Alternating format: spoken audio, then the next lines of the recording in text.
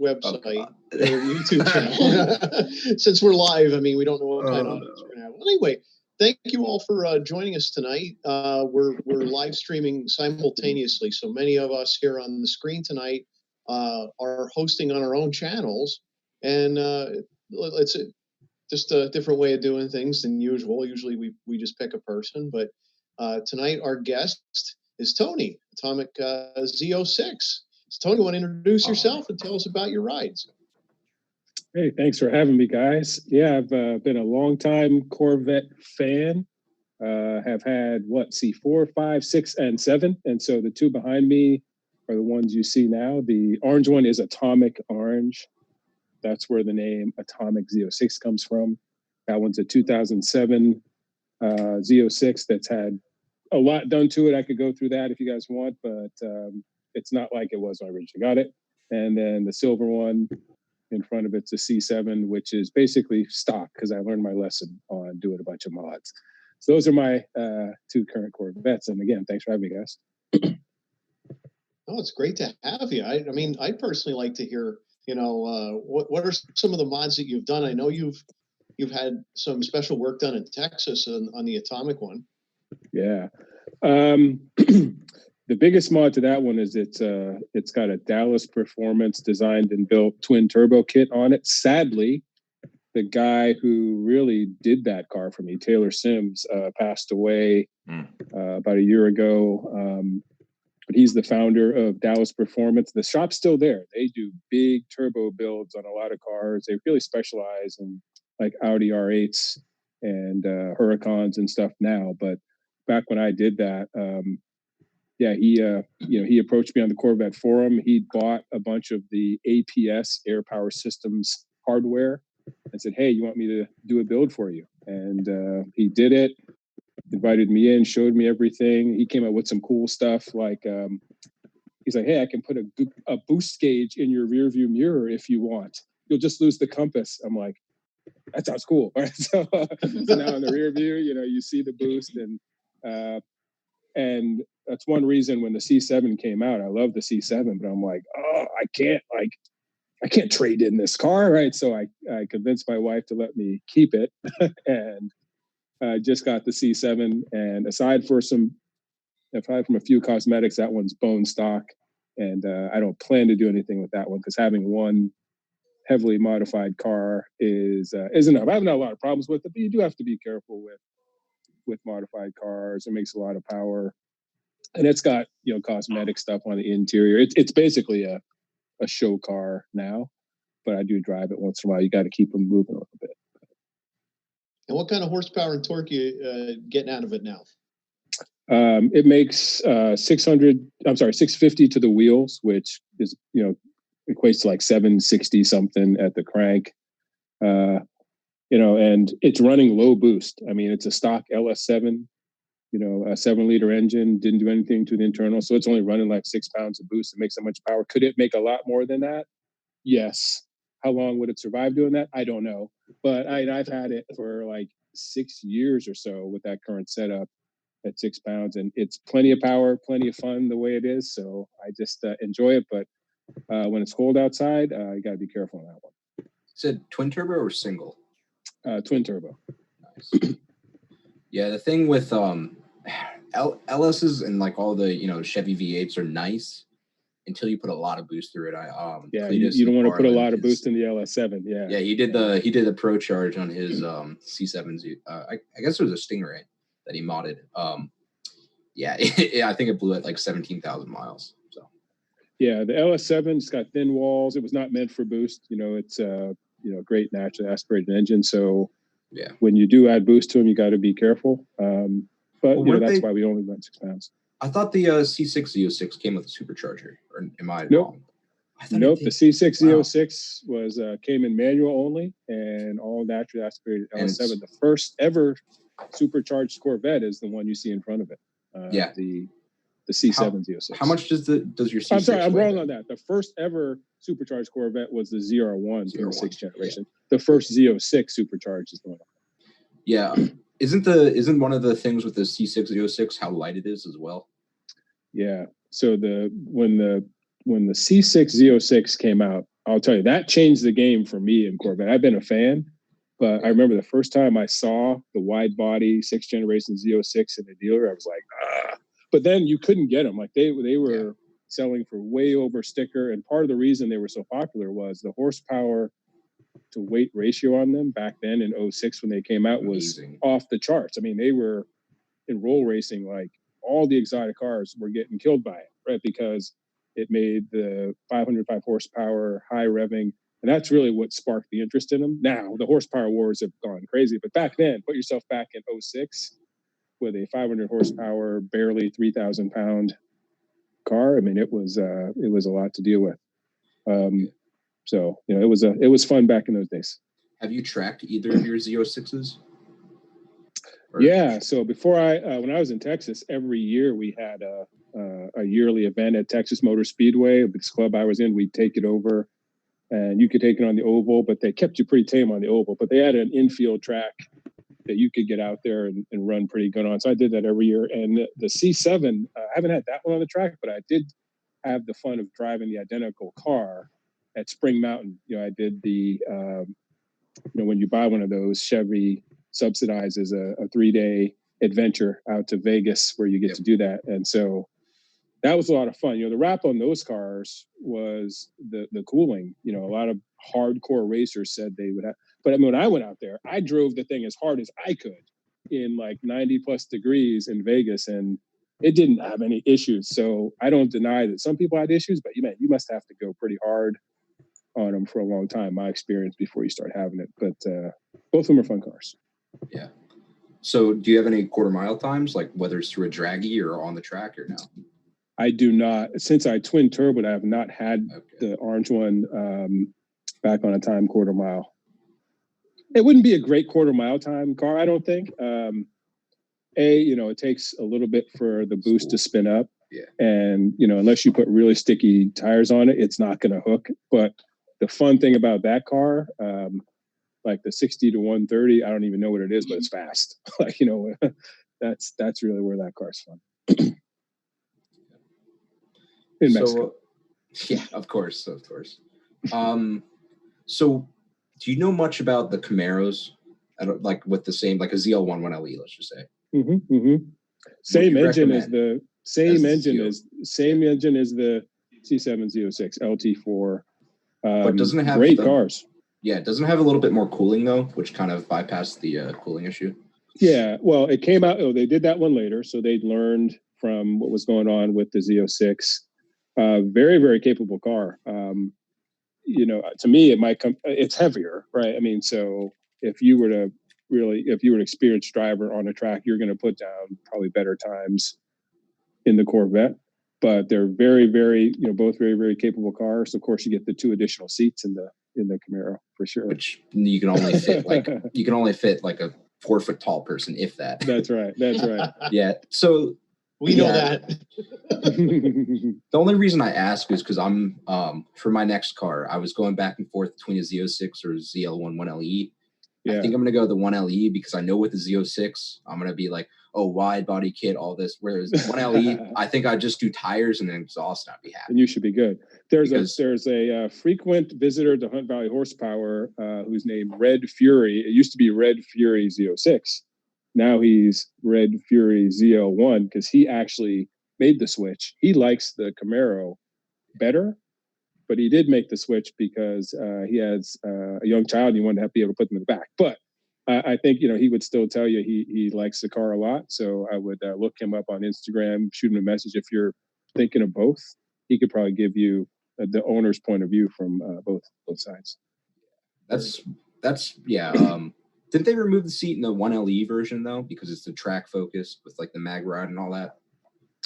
I don't know. I don't know if they did it in all of them. I don't think he has a 1LE actually. He has just the ZL1. Because that's what I'm looking at. I'm hoping by the time I go to purchase one, I can get a used one for around like 49,000. Oh yeah.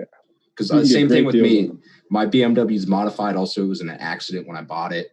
And I mean, my transmission now is having issues because my motor mounts were broken for so long. All the weight was on the trans mounts. Now that's having issues. And who knows if my diffs are also messed up or my, the splines on all that. So yeah, same thing. Cool. I just want to give one quick shout out. There was a person I follow. It's a nonprofit organization called Cars for Cause. So it's cars, the number 4, cause.org. And they said they'd be happy to check out the live stream as well tonight.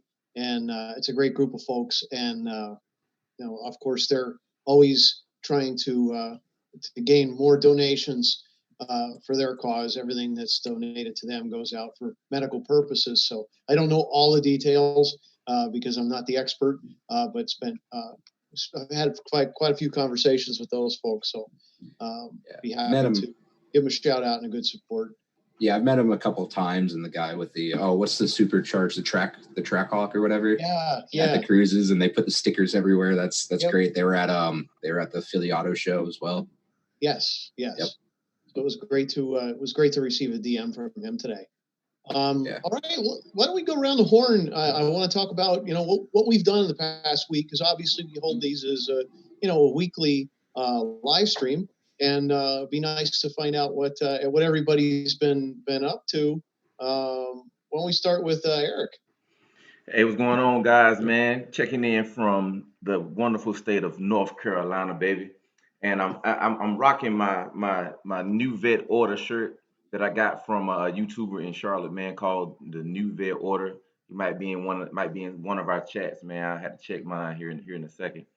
But I'm still focused on getting the wrap, man. And it's been a slow but steady process due to world events.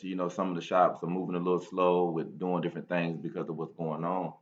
But it's definitely on, and I pretty much already decided which wrap I'm gonna do, which is gonna stay under wraps. Y'all like that? Y'all like how I did that? Come on, you gotta give us a sneak peek, something, little hint. It's probably white underneath. Well, it's custom. There you go.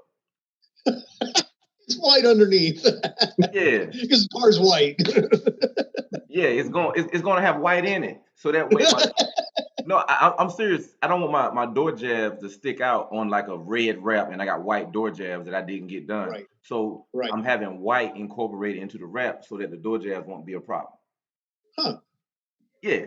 So that's still on the table right now, man. And I said this earlier when we were talking, man. I've been talking to through Instagram and through comments and everything, some of the big YouTubers, man, that I really have a lot of respect for. Tall Guy Car Reviews, Mr. Organik. Mr. Organik had a video where he, for the last 2 years, he's been talking about getting a wraith, Rolls Royce wraith, right? Yes. And he wasn't in a position to get it, and you would always see him go through different challenges or trying to get denied and all that.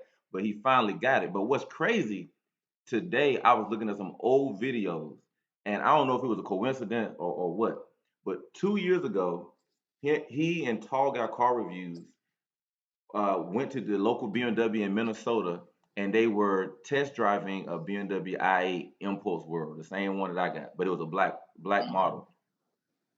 And at that time, he wanted the i8. So to go from looking at the i8 as your top car to being in a position to buy a Rolls Royce in a 2-year time frame of growing his YouTube channel, all it did was motivate me to say, man, the world is mine, man. I'm going to have that Huracan. I'm going to go ahead and put it on record. I'm going to have my Lamborghini sooner than later. We know it. You're going to have it. I know it. And you're going to go through Premier Financial Services in order to. That was my next move. My main man, Pat, with, Premier Financial Services, man, they're going to get me straight, and I'm going to have my Lamborghini Huracan in no time, man. Y'all write that down. Well, that sounds awesome. How about you, Soto? What's new in your world this week? Well, I did the charge pipe this week, put the video up. Next one, I'm doing I'm going to do a paint correction with that Dr. paint chip that you recommended. So Dr. Color Chip, yep. Oh, Dr. Color Chip, sorry. And next one after that, I'm going to do the dyno with the race chip, like we were talking about. So who's going to do your dyno? I'm going to use that place up in York that you gave me. I come, please. Yeah. So Yeah, we'd like to go. If you're going to be there, we could stay socially, Distance. I'll wear a mask. Yeah. No, I don't care about that. But yeah, if you guys want to come, I'll let you guys know. And we can. I kind of know the owner. He might remember me. I know Dan, who runs their social, and I'd love to hang out. I love their shop. So do you know their names, Dan? Or? Yes, Jim's the owner. Jim? Yeah, and they have a couple like tech guys. They have some guys who do paint correction and all that. And then Dan's the guy who runs the socials. So by the time I want the Exhausted Outdoors / Pets Garage Online Premier financial discount. They don't know me that well. I haven't worked with them yet. But when I do my custom tune, it's going to be through them. So definitely going to go do the dyno, the video after the Dr. Color Chip. Good. Definitely do the dyno after the color chip. You'll get.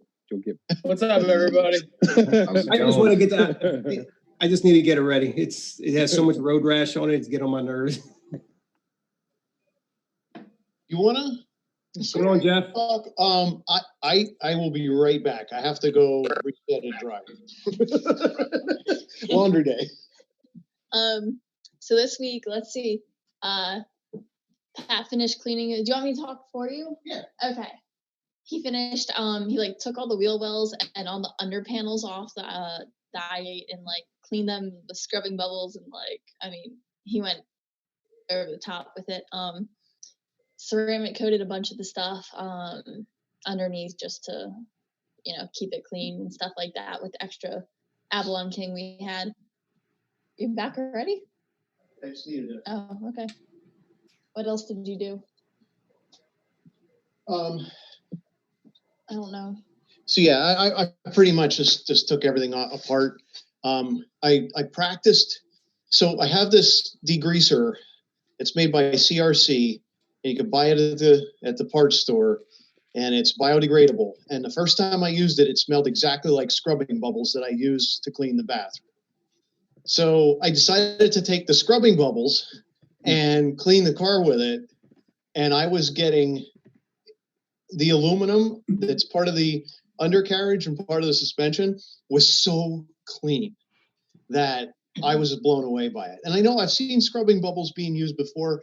JR Garage typically uses it when they buy they bid on a car that's a salvage, and they hit everything under the hood with it. So I really cleaned the car. The car is between us doing the paint correction and ceramic coating, and then I just spent the past week letting the ceramic coating cure and just hit it with that scrubbing bubbles. It looked really good, and it felt really hard to drive it today. We took a few hours on it because it was so clean. It's like, oh man, I'm getting bugs and rocks, and I'm following these guys with doing 120 mile an hour down the interstate and kicking up all kinds of rocks. Yeah, 18 miles a gallon out of an I-8. So man. How was it today, Pat? Huh? How was the drive today? The drive was excellent. I mean, there weren't a lot of people on the roads. In fact, people on the interstates are typically doing 80 to 90 mile an hour. Traffic is. Just general flow traffic. If you haven't driven a whole ton, because I've still been driving throughout quarantine for work and stuff. I mean, it's you see the Facebook post where they're joking, saying, just so you know, the speed limit is now 90 miles per hour. Don't mess this up for everybody else. It's the truth. You're going down 70, and that's already 70 miles per hour. And I mean, in the slow lane, you have people doing 85, 90. But when you're just glad to be back out, I guess. Yeah. When you're behind a Ford GT and an Aventador SVJ doing $140, and you start going over 120 and you're hitting the bounces on the, it's like, I'll let them go. They're going to hit traffic and I'll catch up, which happened the whole way home.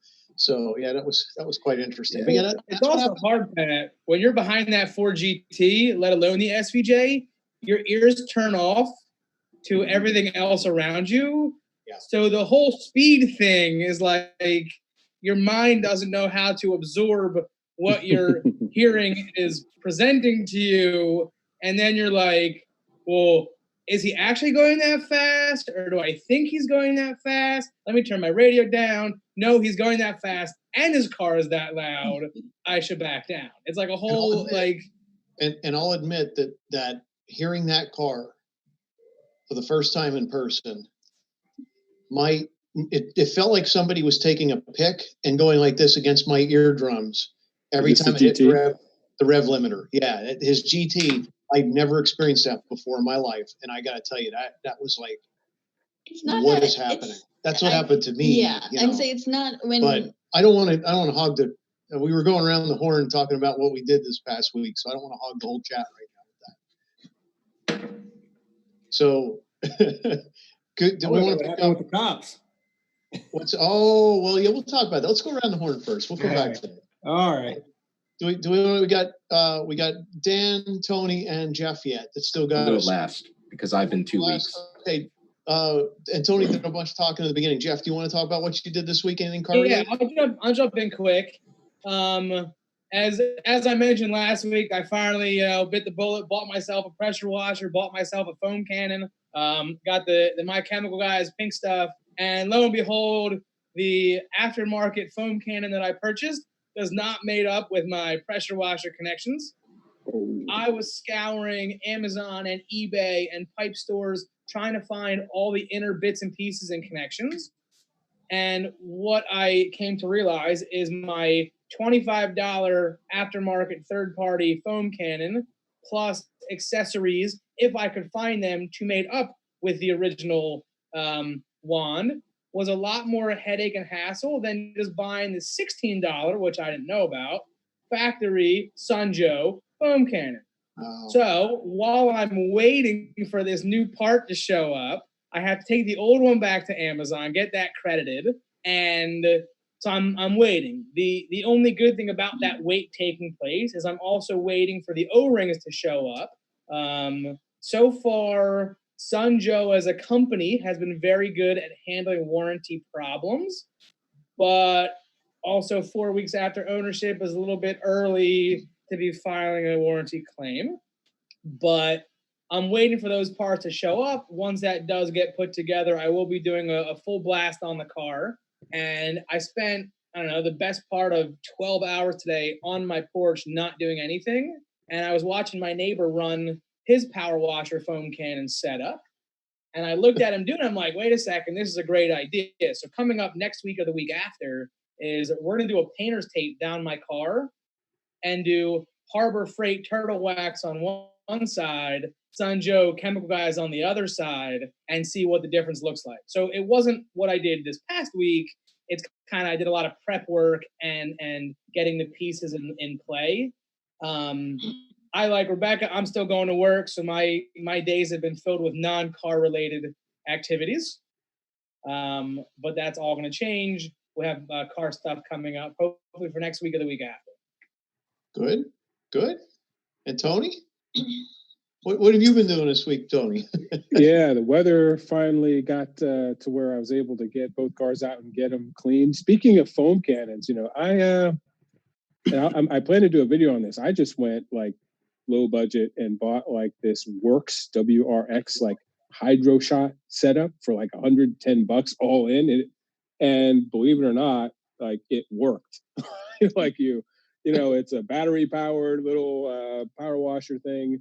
It's got a small foam, cannon container. I have a recent video where I actually use it, but I didn't really go into details on how it works. But if you're looking for something really simple, easy, cheap to get started with that, you might want to check something like that out. So I finally got that out, got both cars cleaned up. But now I'm like that. I'm like afraid to get out there and start driving them now because I finally got them dusted off and cleaned up.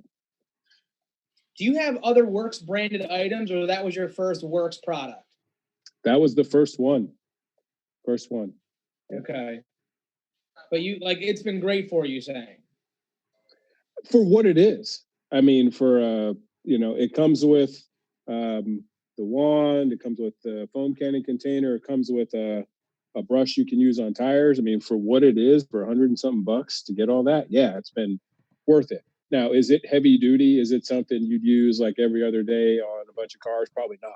But for the occasional wash for that amount of money, I've been happy with it so far. But it's certainly not a top of the line kind of setup, but serviceable.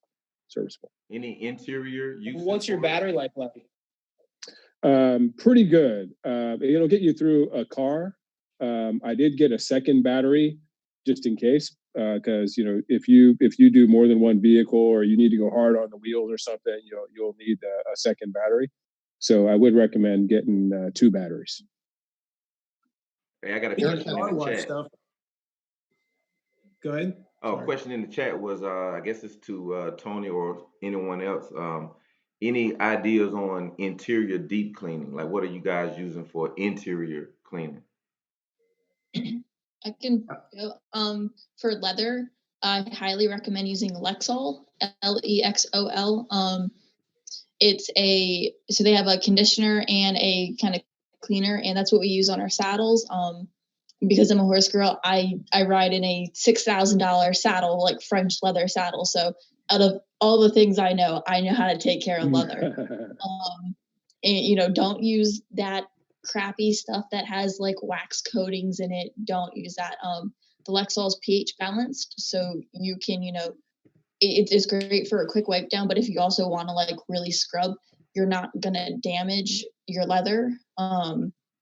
And then the conditioner doesn't leave it like you don't get that waxy kind of residue that you get with a lot of the cheap cleaners. And I mean, it's fairly inexpensive. And they have it at the parts store. They have it at the parts store, or you can order it online. They actually have like spray bottles of it. And I don't know if there's a difference between the saddle stuff and the car stuff. I don't think there is, but I know I've used the saddle cleaning stuff. That's what I'm more comfortable with. I've used that in all of our vehicles, and it's worked really well. It has. I like it. It smells good, and it does a great job. The biggest thing is being pH balanced, because that will, if it's not pH balanced, that's where you get in trouble with leather. Good stuff. Tony, what about you? I've used sprayable leather from Chemical Guys. I don't know how it compares to Lexol. I've had fine results with it, but sounds like, Rebecca, what you're using is probably, even better, than that. The other thing, I would just say be careful with things with a lot of silicone on the inside, especially. It may look good at first, but that stuff tends to accumulate. So I've learned some hard lessons over the years on using that stuff. So I definitely would, be selective on what you use in the interior, like, i.e., maybe not Armor All. Yeah, Soto had the Chemical Guys there, right, Soto?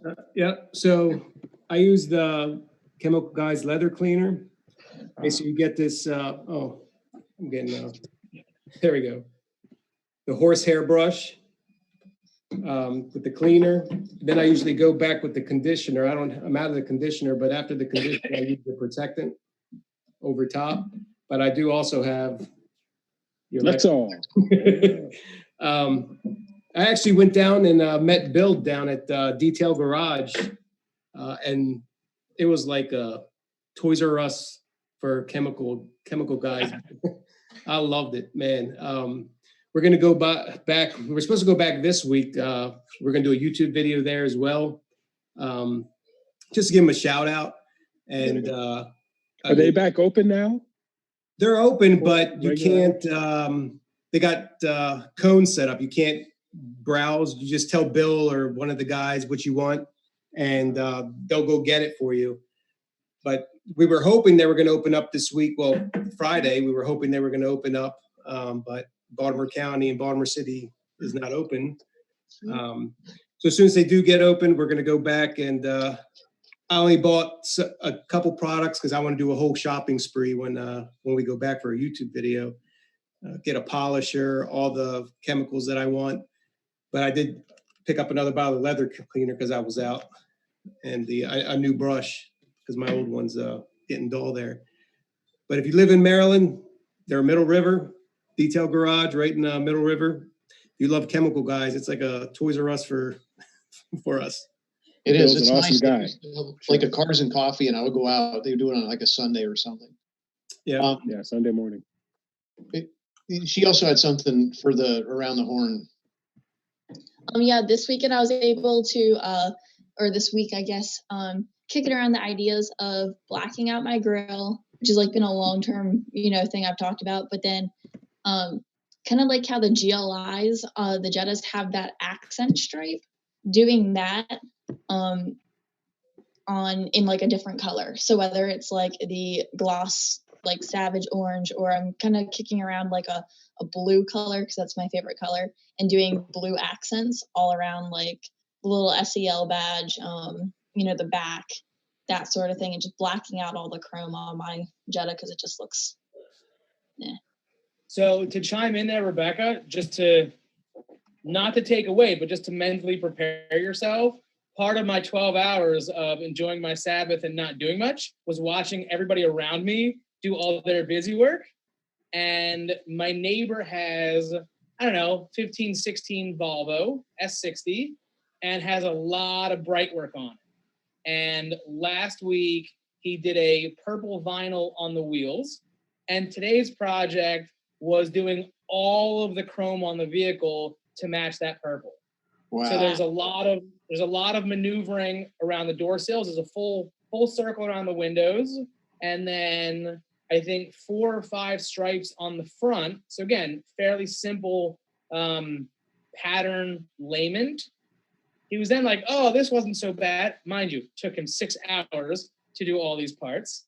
He then decided, okay, I'm going to try to do the lettering on the back, and the lettering takes so much more intricate detailing that, and again, I think Pat may have a Cricut, correct me if I'm wrong, but if you do have a Cricut, the best thing to do is find the font of the lettering for your vehicle and size it up, not 100%, but run it at 125, put it on, and that way you have room to stretch over the sides. That's neat. For those who may not know what that is, those are vinyl cutters you're talking about, right? Yeah, and they're relatively cheap. They run off your phone. I think the new ones even on the computer.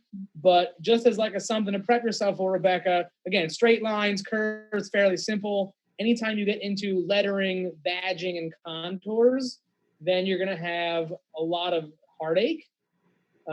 Even Dan doing his roof, I think we had some foul language involved. So a little bit. Just putting that in perspective. And Duramax Country Boy said he thought you were going to go pink. No. All right. Pink is not a good color. Let's go to Dan.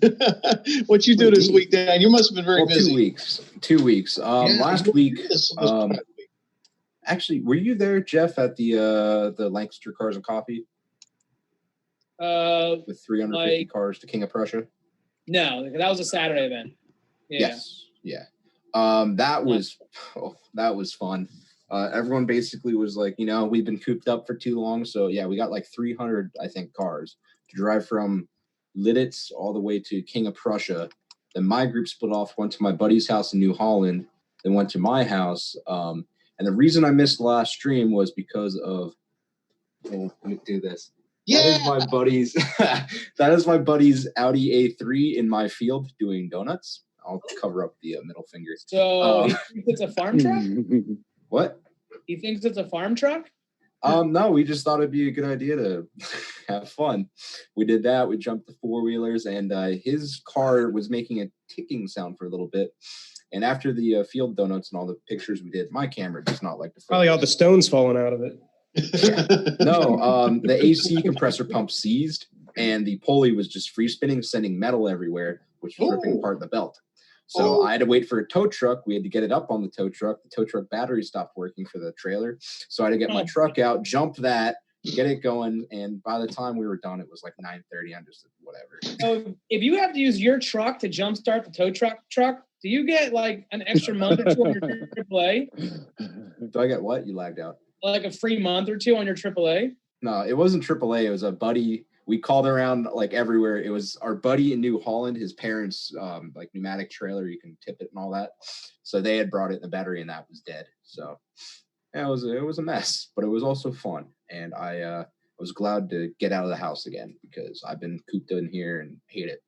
And then just a lot of work. And today I detailed 4 cars, and then in my water room in my house, a pipe burst. So we had sewer water / dirty drain water from our garage and all that's going everywhere. And I was cleaning that. So yeah, horrible. About like 3 inches of water, and that's with the drain running. Oh God. Yeah. So that's been life recently. Also, next weekend, I'm hoping to do my trans mounts, get that fixed finally, as well as fluid flushes in my diff and my transmission. And depending on that, how that goes, depends on whether I spend $3,000 rebuilding my transmission or not. So, fingers crossed. Now, do you use jack stands when you work on your car? Yes, I do. Okay. I am trying to get a 2-post lift in our garage because we have 14-foot ceilings, I think. So we can easily fit one. It's just a matter of finding $4,000. So, right. And if I'm going to be spending $3,000 on a transmission plus another $4,000 on a lift, yeah, not fun. No. Then I can't get my ZL1 in a couple of years. That's right. Yeah. But yeah. Thick, Mr. Thick. You were talking about doing your roof sometime, right? Yes. You're going to help me? So, yes. So I have an idea. You were talking about going to Castle in York. When were you planning on doing that? I don't have a date set yet, but I live half an hour away. I have 2 garages, a 3-car garage and a 3.5. Well, a 2-car garage that you can fit 3 cars in, and then a 3-car garage you can fit 5 cars in. Wow. You're flexing real hard right now. I'm not trying to flex. We just may or may not have a bunch of broken cars right now. My truck is up on jack stands. My car is on jack stands. I don't want to jinx I don't want you to jinx me. No, it's fine. Damn, man. My garage is the curb outside that is right by the storm drain. Easy up over it. I get like a lift like that. If I pull up on the grass, I can maybe slide under for a quick power wash. Yeah. Oh no, drain the oil. Yeah. This guy's got like a 17-car garage space over here. How confident are you with doing the fin? What I would do, buy a carbon fiber one for $15. I can get you a link. Actually, what I am doing right now is I'm leaving the cap off because I like the contrast between the white fin and the black roof. But you can change your mind later. The scariest part, though, is cutting. My camera focus is really bugging me. But the scariest part is trying to cut all the glue around the fin because I kind of scratched underneath there. I don't know if you care or not. No one's going to see it. You have a sunroof? Yes. That was actually easy. You just kind of cut it out and you heat it up and tuck it underneath. So maybe if you want to go, I live like 40 minutes away from York. So maybe if you want to go there. You have the vinyl on your sunroof or you cut the glass out? I cut the glass out. But you open the sunroof and you just tuck it underneath, and when the sunroof closes, it seals everything. So and you took your rails off too, right? Yes, that was easy. And you clean in there with isopropyl. And I have, if you want even more help, I have a buddy who helped. He wrapped his entire El Camino matte gray, and he did such a good job. I thought it was paint. So if you want him to help, he could probably help us. So it's up to you. Or I can go down to Maryland because I'll be down there sometime anyway. We'll set it up. So there. I was thinking about doing carbon fiber wrap. No? Carbon fiber is a little tricky. You can hide a lot of your fingers, they call it. It's like little seams in the vinyl. But air bubbles, you'll see a lot more. And you got to be careful too because I don't think you can use too much heat on it because, are you going gloss or dry carbon? I was going to do gloss. Okay, then you're good because if you add heat to a matte vinyl, heat really helps out a lot, but it'll end up making it look gloss. So yeah, we'll set that up. It's going to be a lot cheaper than paying A+. Oh yeah, $350 to do the roof. Yeah. $350 to wrap a roof? Just the roof. Oh no. A+. Yeah. What are wraps going for in North Carolina? Because we pay a lot of money for that up here. Well, I mean, the custom job that I'm looking at, I'm thinking that it's going to be around 5-6. So up here, I was quoted if I wanted to do a chrome wrap on an i8, I was told that it's going to cost $12,000 to $13,000. Yeah, I can believe that. It's a real dope shopping cart. Well, the chrome wrap is probably expensive, but I know regular wrap, to wrap my whole car was $4,000 with regular, a solid color. See, I'm stupid and I want to go to a shop, even though I did it and then it kind of did an job, but I mean, it was my first time. I want to go to a shop specifically in Shane Designs because I'm not like Jeff. I don't know the guys there. And I figured I'd have an in if I were to, get them to do something. And then I could park at their booths if Street Speed ever does his events again. Because I'll have the little in Shane Design stickers, so I'll be good to go. So on that note, Dan, and this one, again, Tony's a GM guy. I'm a Volvo guy. Everybody else is in the BMW import scene, and I don't think Shane has much presence in that world. So if you were to do something, again, this is not me speaking for Shane. I just show up unexpectedly and meander around the shop like a lost puppy. It's not as big as you present it to be. But, if you were to go in and be part of the In Shane's project team, then you can say, hey, Shane, Carlisle Imports is coming up. My car is going to be there. You guys want to have a display set up also, and there are ways around it. It's all how you present it out that way. So I wouldn't just say because I'm having Shane do my fenders, I'm now part of the In Shane. I was kind of joking about that, but it'd be nice. I've met him a couple times at events. There's nothing. They do not so much in the BMW space. The closest I know some people have gotten work done by them. Obviously, Mike Rusty Zipper. I know Brian Merkvet. Oh my God, his car is gorgeous. Oh, I love it. I know him through the rallies, and actually Shane and who else was it? I guess his girlfriend in another car, and Brian. They went on one of our rallies, and that was cool. They kind of led the pack. But that's the closest I've got to that group. I think it'd be cool to kind of expand to that. I mean, I'm not just looking for the free clout, but I think it'd be cool to work with them. They do a really good job of all their work. It'd be cool to and on that note, I'd be very interested. You just did your roof. Soda's looking at doing the car.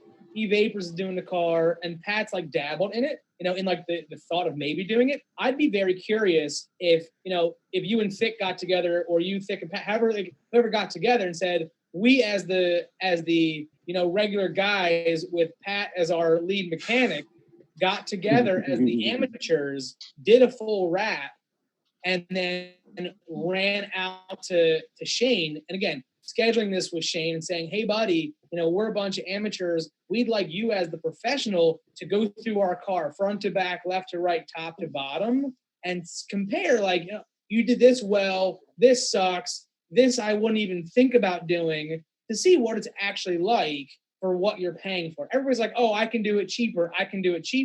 Yeah, you can, but at what cost? Yeah. It's it's labor intensive. I'm not going to, it's not easy. I mean, all that dismantling of, your door handles, your side markers, it's a lot of prep work. Your car has a lot of sexy curves on it too. It's not an old, Chevy Impala where it's just a bubble where you thermoform it around. There's crevices, there's tucks, there's spaces. Yeah. I thought the roof would be easy, but it has little divots in the back and it curves. And I mean, I have wrinkles in the back and I have a hole that I filled in with Sharpie. So do a Mako and get a $350 paint job, do the whole car. Yeah, but they don't take your door handles off and they'll spray your wheels. Yeah. Hey, Evapors got some questions on his page he'd like to ask. Yeah. If y'all don't mind, I hate to interrupt. That's fine. No, I'm just messing with y'all. You know how I do, man. I like to bring a little bit of sarcasm with it. But the questions for Atomic Z06, man, we got people asking, what year are your vets, and do you want the C8? So the two vets, the first one, the Atomic Orange one, is a 2007. The Blade Silver C7 is a 2016. Do I want the C8? Yes. I'm probably, though, going to now wait for the C8 Z06 for a couple of reasons. One, I actually had an order in with Criswell, got in early as soon as the C8 was released. And a couple things with the whole pandemic crisis and all of the uncertainty that threw into the whole world and I said, hold on, let me think about this. So I was already thinking about it. And then someone said it, flat plane crank. When I started seeing the videos and hearing more rumors about the Z06, I was like, oh, like, and you can't not get a Z. I think I'm going to wait for that one. So I had Criswell shift my deposit over to get near the front of the Z06 pile. And so I had my C8 Stingray all spec'd out, though. I was going to go with the bronze color and all this stuff. But yeah, I'm now officially on the C8 Z06 watch list. So but I do want one for sure. Are you going to keep the other two vets? Tony, then on automatic. Say again? There were two questions. Are your current cars automatics? So the C6 Z06 was only available in manual. So that's a 6-speed manual. As a manual, yeah. And the C7, I got the auto mainly because I already had a manual Z06. And I tell you what, I like the 8-speed auto. I don't know. I mean, I like it, but if I were going to get a C8 Z06, I mean, you have no choice now, right? Yeah. Dual clutch, one transmission, and so I'll go with that. So, no, I was just asking, are you going to keep the other vets, or what's your plan with that? No, the C7 will go.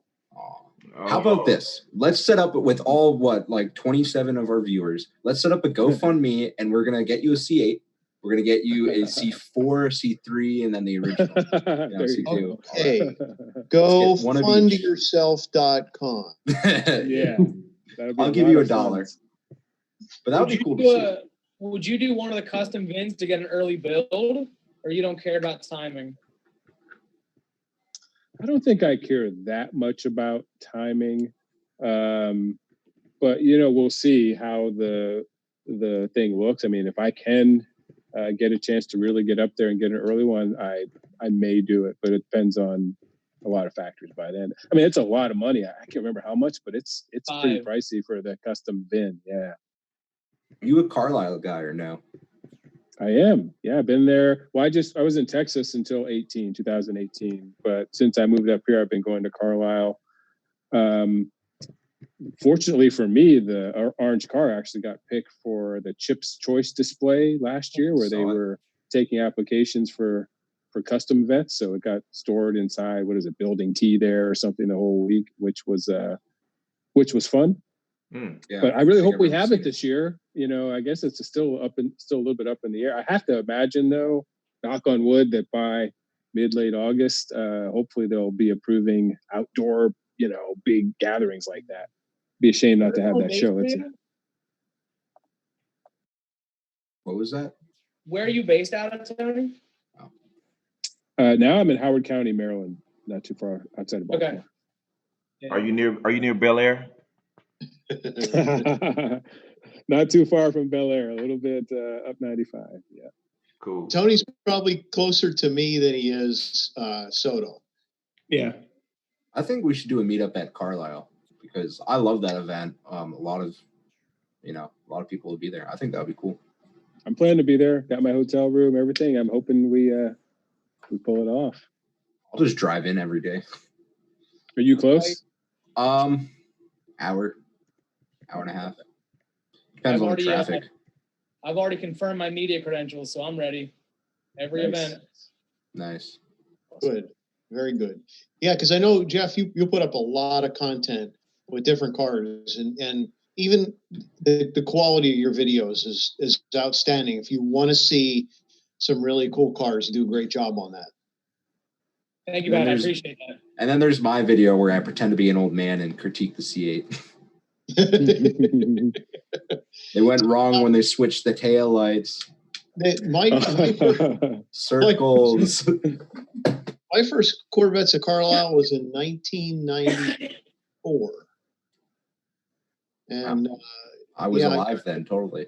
Yeah, I got the sticker, and I drove on the field with my 78 Vet. So that was my first. The only thing I still hate it is the heat.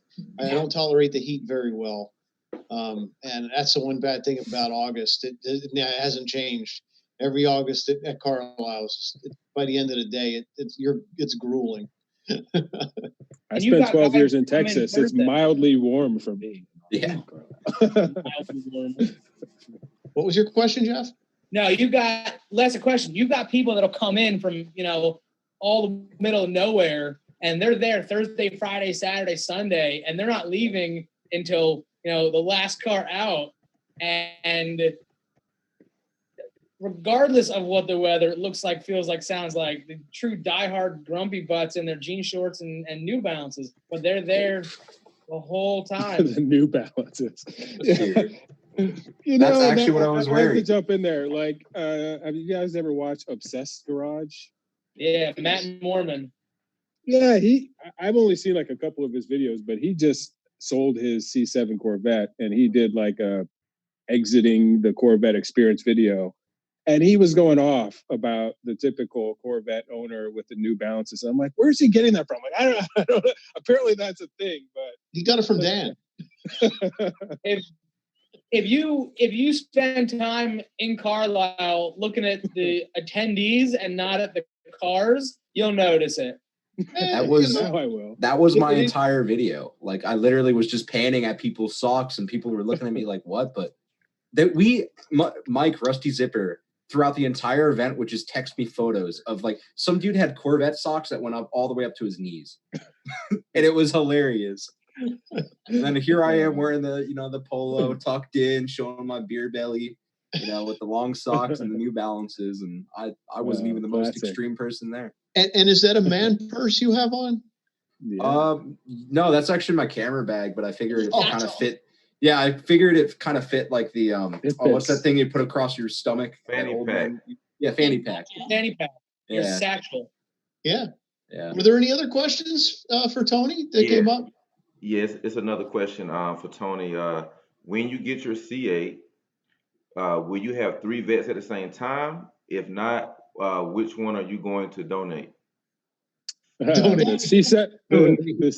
C7 will get traded. The C6 is too heavily modified. I kind of decided that's a keeper. Oh. But that's one of the reasons I kept the C7 stock, was so when the C8 came out, I could trade it. Part of the issue for me, I don't know, you modify a car, you do so much work on it, almost becomes part of you, which is why I had such a hard time with the move to C7. So I don't want to put myself in that position again. So, yeah. Okay. My car has so much part of me in it, like, my blood and sweat and literal tears and everything else. It's a part of me. It's not just that it's a part of you, emotionally. It's also one of those, like, you built that car based on what you wanted it to do and how much money you felt was reasonable putting into it, and you'll never get that back. Pennies on the dollar. Like, I mean, I wanted mine to not break all the time, but here we are. I'll give you about $350 for it. Got about $350 line. So, Tony, have you driven a C8 yet? I've not driven one. I've sat in them and all that stuff like in Carlisle, but I have not had one on the road yet. I know from the I8 community that I visit the forums. A lot of folks on the I8 community have said that they want more performance, obviously, because it's really not. It wasn't designed as a performance car, honestly, more of an efficient car. But a lot of them are looking at the C8 platform because they do want the mid-engine, and they're very happy with the value. So that's one thing.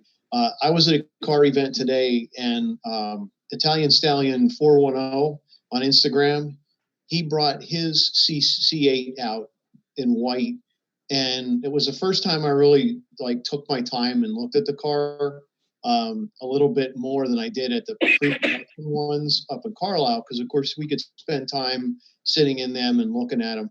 But I spent a little bit more time with the car because I didn't have crowds of people shuffling around, and it just felt like the engine was so small. If you look at that big trunk and you look at the sides, and the engine just looks so small there in the middle, it's it's almost an optical illusion. I mean, there's a big engine there, but of course you can only see 6.2 liter. Yeah, it's a big engine, but it just looks so small from the top. It was kind kind of interesting to see that. And I've been following. I've been waiting now. I've been talking with Justin from Horsepower Obsessed because he has one on order, and yeah, he's hoping to get his by June, and it will be, obviously then it'll be somebody that another YouTuber that we know and that's fairly local in Pennsylvania and be able to provide a little bit more of the what I consider the normal guy, just owning a car and it's not. And to me, like Justin, like a true Corvette like enthusiast that has one. Yes. I mean, the C8's been so popular, and I actually recorded a video on this topic. I haven't posted it yet, but there's so many of the big time YouTubers who got in and they're getting them first. But the thing I have with that is like a lot of them aren't even real Corvette like enthusiasts. They just knew the right people or willing to spend enough money to get them first so they could get the views. Nothing against them, like TJ Hunt. Like, he got one really early, drove it across the country, got a ton of views, but now he's back to his Nissan, his Supras and stuff. So I'm really waiting for when people like Justin and others get them who have a lot of history on the platform and see what they think. That'll really be, I think, really, really cool to see. And my biggest thing too with watching like YouTubers like that, I mean, the same thing with the Supra. The Supra is practically a BMW, and like I know what it is. Yeah, it is a BMW. But there's that, but their version of fast is almost skewed in a way because they have a Lamborghini Huracan or like a 1200 horsepower ZR1 or like a drag car or whatever, a Aventador. So it's almost like getting that guy, and that's like their first big car. Maybe they grew up like with older cars like Pat with the Corvette. It kind of gives a more realistic view of what the car can actually do. I mean, yes, they might not know how to push it to the exact limits, but you kind of get like a better view of this is fast, but not compared to like a Aventador type deal. So well, even Stradman. The other thing that he beat his Aventador. He drove the C8 and on a track beat the time.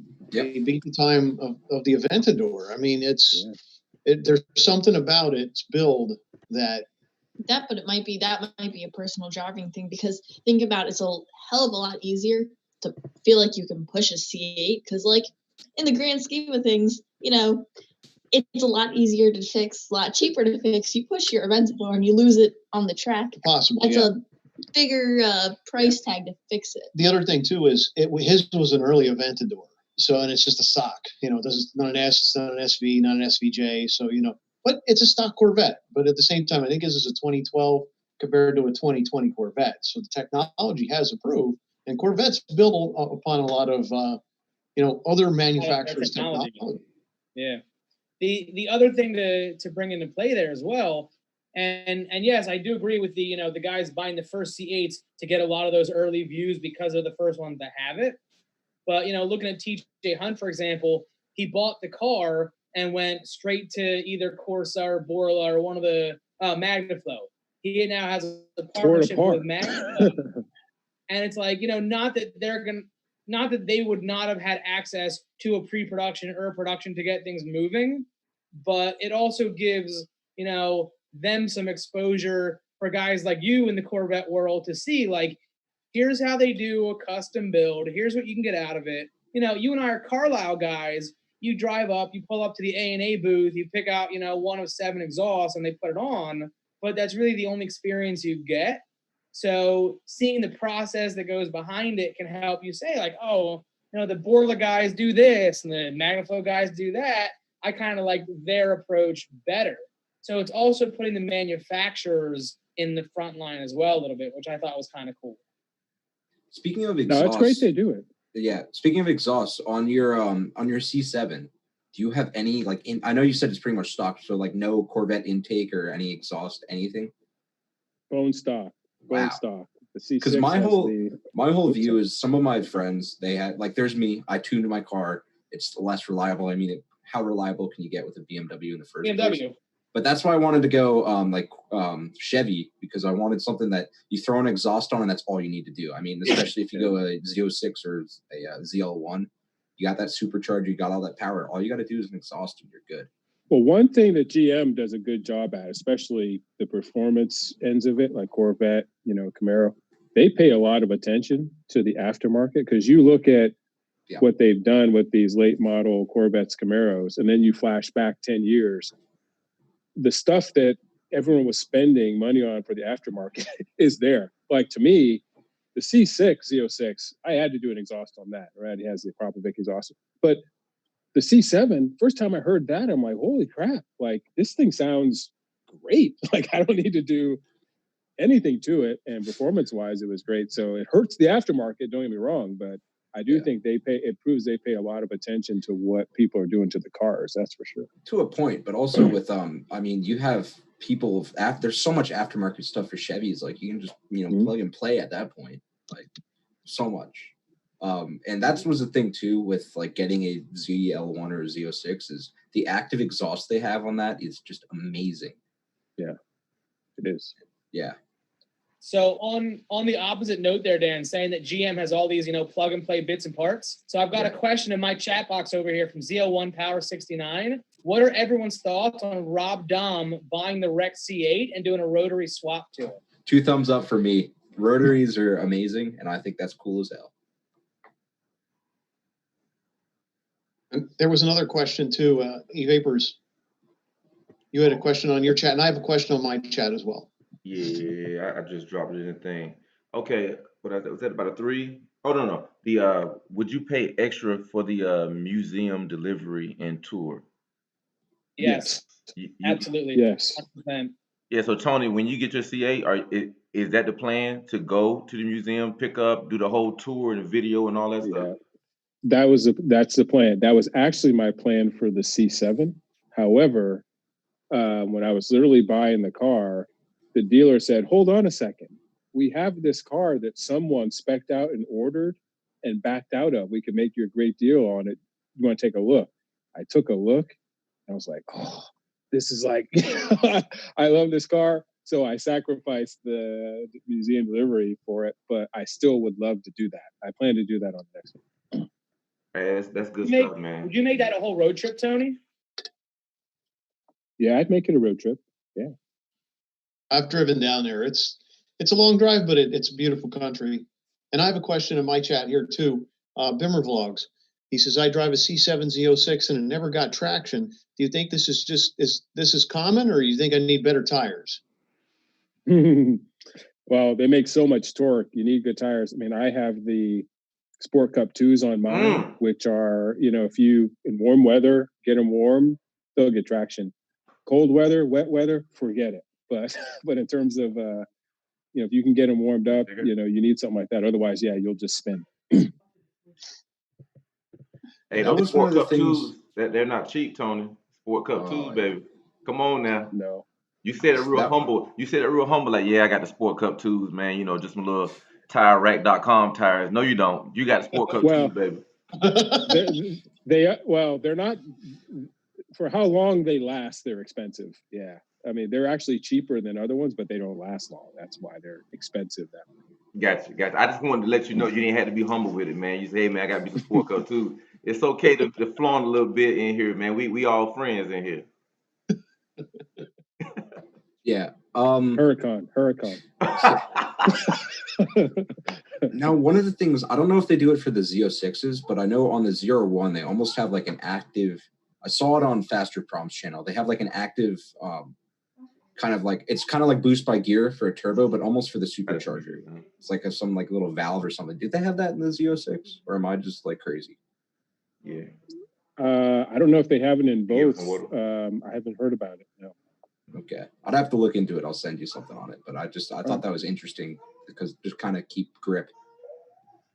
And I had one suggestion in my feed, real quick. Soto, it says I see it. You should do a pink carbon fiber roof. I'd help you. All right. I think Duramax Country Boy has something for pink. No. If this video gets 10 likes. 10 likes. Wow. It's 10 likes. We will put pink on Soto's roof. And I will make sure it happens because I'm helping wrap it. And not his car, not his car's roof, on his house's roof. Oh, My house.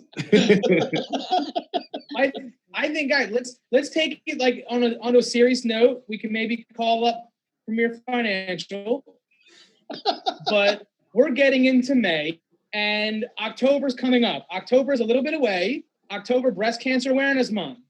I think we should come up with some kind of, whether it's a challenge, a fundraiser, or something. Hey guys, if we hit $500 to this whatever charity, Soto's roof is going pink, and Pat's roof is going pink. No, her grill's going pink. We'll make her grill pink with all the leftover vinyl. I'll do pink for breast cancer awareness. you could do a big pink, like the ribbon on the roof. That would be cool. If they only knew how much. Yeah, I have the knifeless tape. We did Same. a huge one years I ago. was talking about it earlier. I said I can't spill all the beans right now. We raised enough money years ago to spray my buddy's Volvo bright Barbie pink and classied it front to back. And we found a shop that donated all the labor and all the supplies. Man, for me, I had a whole copy. Wow. How you do that? Yeah. It's my car. They make pink carbon fiber. I can They take do. it. Well, so there's my. multiple options. You have like You have it pulled up. That is carbon fiber. Oh my God. or you can do a straight like carbon fiber, just a wrap. That's just straight pink.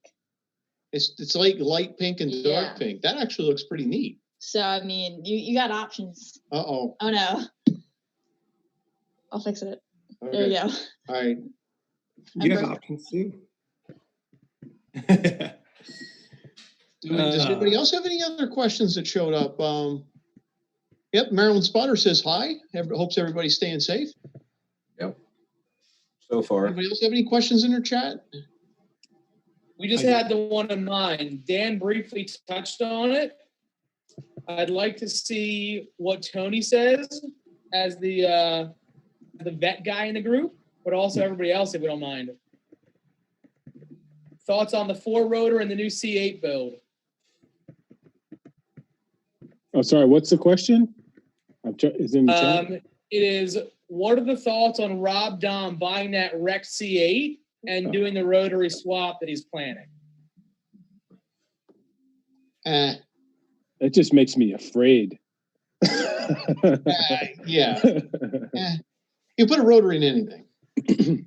Madison. So I myself, I'm less, knowing how big Dom is in the rotary world, I know he's going to do it. I know it's going to put down a lot of stupid power. I'm really more interested in the overall build to see what it looks like in terms of the electronic parts. Yes, In his, he did a live for VinWiki, shameless plug, Premier Financial, second shameless plug, and his plan is he wants to be able to take that car to any GM dealership and have them run the OBD2 on it and not pull any codes. So he has to manipulate the entire computer system. So I'm fascinated in the engineering and electrical behind it. Like Pat said, you can put a rotary into anything. So like it's not overly challenging mechanically. It's the software that's going to be exciting. Work for both sides. I think also mating up I think he was talking about keeping the stock gearbox too. I mean, I can read. Yeah, he wants to keep the Tremec transmission. That would be tricky. But I think it'd be cool because it almost gives you, I know they're different, but it almost gives you kind of a little like sneak peek of what the Z06 is going to be like with that flat crank, the flat crank, because you can rev it higher. It has those sounds. And who doesn't like a rotary spitting flames and, revving to that fast and all that. And I think it would make it the C8. It would make that C8 like the ultimate exotic in a way. Well, the other benefit there is that means that he's going to bring that car to Corvettes at Carlisle, and then we can meet Rob Dahm without having to go to Detroit. Yeah. But interesting. So this car, I mean, it'd be fascinating to see how he engineers it, but it sounds like it's going to be a one of one, kind of car. Right? It's not like you can, people are going to send their C8s to him to get it. Yeah, he got 2 Corvette. Yeah. Well, he also has, his own custom 4-rotor build that it's not nothing that he does is cost effective for mass production. Not at all. Right. Yeah, we got another question for Tony. I'm sure you it's probably more of a ballpark question. What's the average price of the Z06 for 2021? I'm assuming, without extra, pick this, pick that. What is that baseline Z06 pricing for the 2021 C8? Yeah, so with the Stingray starting at, let's just call it 60, I expect that the Z06 will probably start at 79.9, or call it 80. That'll be the probably starting sticker price. Realistically, just like with the base C8, what are people going to be paying for them? Probably close to 100. But I think if you waited out the first bubble, if you did want a bare minimum spec C8 Z06, I'd be surprised if you couldn't get one for around 80, just knowing the way Corvettes approached this in the past. Would they have a Z07 package? That's what it was called, right? The Z07 package. Yeah, that the Z07 package on the 7th gen was carbon ceramic brakes, enhanced aero and stuff. I'm sure they'll have all that and more for the C8. If you look at what they did with the Stingray, it's amazing the amount of customization you can do on them now. Man, when you get into 100, just to add into that, Tony, what was that, Vapors? I was just kind of finishing what Tony was saying about the pricing on the Z06 or Z07. When you start getting into 100,000, because I love the C8, right? I mean, I love the C7, honestly.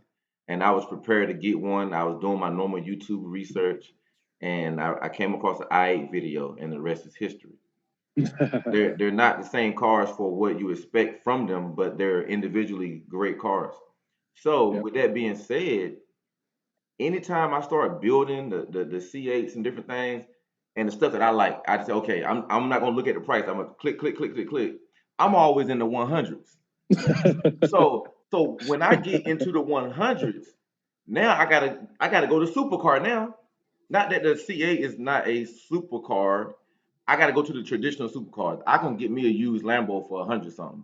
So that's kind of my mindset right now, looking at these Huracans, 2016, 17s, around 170, 160-ish for the 610-4. But it's like at the same time, I love that C8, but if I get into the 100,000 range, I'm going all in. I'm going to Vegas and I'm betting on black, everything I got, mortgage and everything, house, cars, everything betted on black. Believe it or not, I 100% agree with you. That's one reason I've never gone to ZR1. Oh. Right? And I love Corvettes, but once you start getting into the 120s, 130s, I'm thinking for the average person, it's still a Corvette I'm talking about. So, see, so if I love Corvettes. The difference that you come into, and it's the, do you love the car? Do you love what the car stands for and looks like? Or is it about the dollar spend and what you're getting out of it? So you can drop, with the ZR1 first came out in recent years, you're at like 125 all in for a new high performance car, or you're buying a 5+-year-old supercar that's going to come with the maintenance, issues. And not all of us are Pat with the air jack that know how to build it up for ourselves. And that's where I come from it. So if I had 100 large to spend on something, I would probably be, veering towards the Corvette world, knowing that I've got 3 years of factory qualified maintenance and warranty, as opposed to buying a couple-year-old Huracan that might not be the best, might have seen some water damage, go down to that Ed Bolian territory. But what kind of problems is it? Unless you're comfortable and know that it's going to work for you, I don't know. I have an answer to that question. And real quick, just to add into what Tony was saying with those numbers, if you were to be one of the guys that wants to buy a base entry-level Z06, like, you're already too late on your money, because the people are either going to build it that already have their allocations in, or the dealership is going to build it as, every button clicked like Evapors does to make it that top of the line. And you're not going to find a junior Z06 on the lot. Not in the first year. No way. Yeah. You'd have to be a year out before you'll be able to get them at the absolute base. I agree. And even then, they might not even build one that doesn't have, like the pre-selected first year packages. In the event that someone puts the down payment, gets the car rolling, oh, my house just took a dump, I can't afford this car anymore, and now the dealership is stuck on a car that doesn't fit a lot of the demand, they might not even let you build a not top of the line Z06. Hey, I still want a That's- Huracan though. I'm with you. That's what happened with the C7 as well. I mean, you couldn't find the 1LT like base Z06 for a few years. I mean, Yeah. Hey, real quick before you go too far, I want to add on to what you were saying about buying the Lamborghini supercar at 100, a couple years old, and warranties and maintenance and all that stuff. So to answer that question first, I've done thorough research, right, on these myths of how much maintenance is on supercars. So I went straight to the experts, the people that sell Lamborghinis. And there's some great videos out there. It's a lady in Canada who sells Lamborghinis. I can't think of her name right now, but they put together Heather Valentine. There you go, Heather Valentine. She's so thorough with her knowledge of the Lamborghini, and I saw a series of videos of her and some other folk that showed how much the maintenance was, and they were literally myths. They were not like these crazy exorbitant numbers like you would find on probably the crazy car that's like $3 million. Bugatti. No, the Bugatti. Yeah. So it's not like Bugatti to where you got to spend $10,000 on tires. Now, and the person that is buying the car, I'm gonna speak for me. The person that's buying a $100,000 car, that shouldn't be an issue. If it's an issue, you shouldn't be buying a $100,000 car, Lambo or Corvette. Because the factory is not going to save you. Yeah, they know how to put cars together to stay together under the factory warranty time frame. So if you're buying a $100,000 car, at least for me, I'm already prepared for the cost. I count the cost before I make any type of move. So if I'm buying a $100,000 car, like this one was 150, but it's the same maintenance that it was at 150, regardless of the depreciation. So I'm already prepared to take it in, and BMW say, "Oh, that'll be $800." Okay, here you go. So when you buy these $100,000 cars, you don't ever buy a car 100,000, 20,000, 10,000 without counting the cost ahead of time. But there are a lot of myths about the cost of maintenance on older Lamborghinis and whatnot. But I'm prepared, and I'm preparing myself even more to handle whatever those costs are, whether they be 800, 1,000, 2,000. You just gotta always buy within the range of things that you can afford. If that makes sense. My thought there is my echo's back. You're stuttering a lot too. You got some delay. It's not me not being able to afford the maintenance. It's more so whoever owned the car before me and didn't do that proper maintenance, and then I got to come in behind and play catch up. And that's when you're going to find a lot of the expensive stuff. Hey, it ain't tricking if you got it. That's all. Saying, like, I can't worry myself to death about how much this gonna cost. Everybody has certified BMW, certified Lamborghini, certified this, certified that. So I'm believing to go down that path and find a great certified Lamborghini 2016, 17, and make it happen. And if through Premier Financial Services, of course. And if I have another point. Oh, go ahead, Pat, and jump in. They can certify anything they want, even though it may not pass what the manufacturer considers as certified. Who is that? Seen it. Who's that? Anytime a dealer slaps "this is certified" on the car, yeah, they give you a checklist and show you all the things that they looked at. But if you look at that same car in person and you climb under it, like I did when I saw an i8 that was certified, and I saw body panels hanging down. And,